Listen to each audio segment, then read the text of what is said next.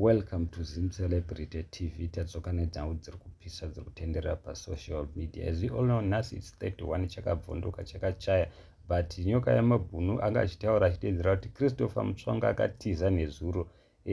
Tagwirei nase weekend they have increased their security, asi imi muri kunzi vana ngavaende kuchikoro, imi muri kunzi endai kumabasa. Saka nyokayemabhunu ari kudedzera kuti musabvume kupusiswa, munofa munokuvara, because isusu hatisi kuda vanhu vanofamba. Kana mukatarisa even mabhazi vana nyokayemabhunu nabombshell vakadedzera kuti hatisi kuda kuwana achifamba ende hasi kufamba cross border. Teerai munzwe zviri kutaurwa nenyokayemabhunu.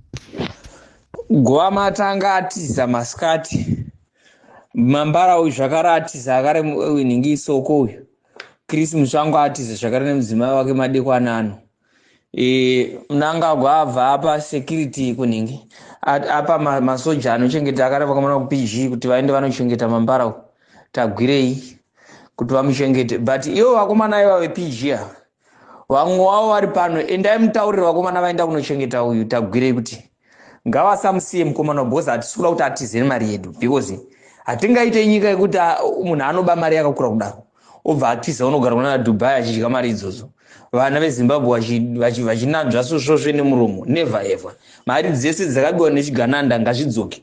Saka musarare, nhasi tichange tichikupai maupdates ezvigananda. Vamwe tanzwa kuti vada kukwira ndege manherana, saka musasarare. Ende mangwana pindai muchiki, zvoda kuswera muchikisidzirwa. Mapurisa musasatya izvi nawo. Muri kunzwa? Musaite zvinhu zvisanibasa. Why imimi maZimbabwe muchipusa zviri very legendary kudaro kuswera muchikisidzirwa nemaarama emapurisa imimi?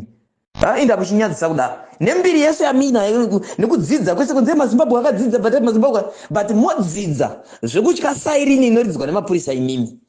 Muchikundwa nemamozambique anomira achita we are defending our country, imimi motya imimi. Mukundwa nemaallowance vanodefenda nyika yavo.